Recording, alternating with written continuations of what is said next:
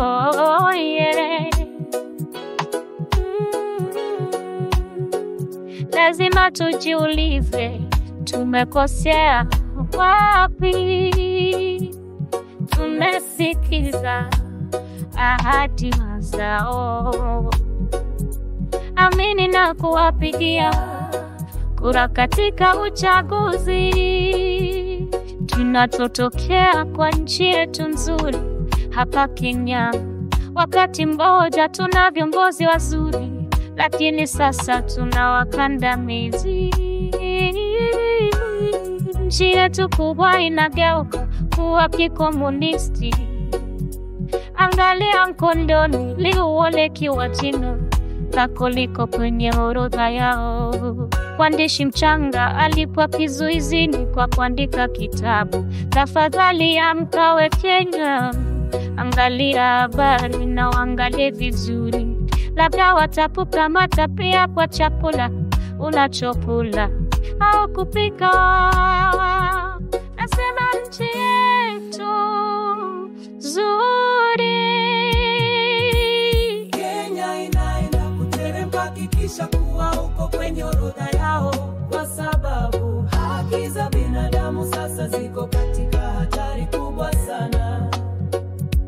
Haiheshimiwi hapa Kenya, nchi yetu inakuwa kama kikomunisti. Wanasiasa wote ni waongo tu, waovu, mafisadi na wakandamizi.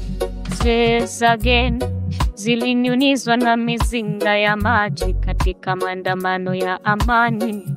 Kumepigwa machozi ya machozi, kuuawa na pia wametekwa nyara. Sasa mmemkamata kijana mchanga kwa kuandika kitabu.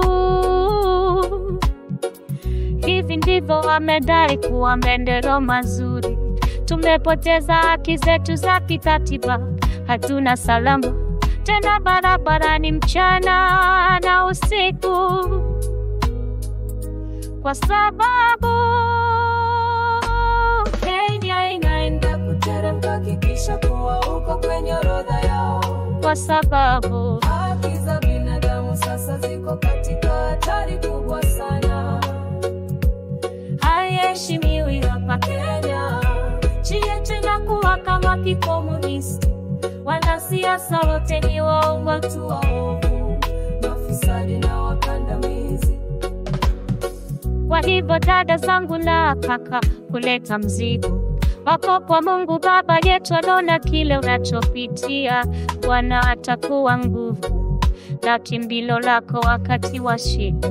Wale ambao kandamiza maskini na humdharau mtengenezaji wake, uovu wote kutoka kwa wanasiasa, kama utoba ichukui mambo mikononi mwako, kwa sababu Mungu atachukua kisasi.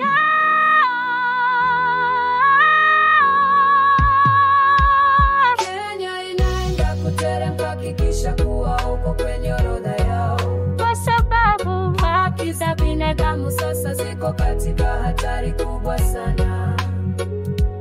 Haiheshimiwi hapa Kenya, nchi yetu inakuwa kama kikomunisti. wanasiasa wote ni waongo tu, waovu, mafisadi na wakandamizi.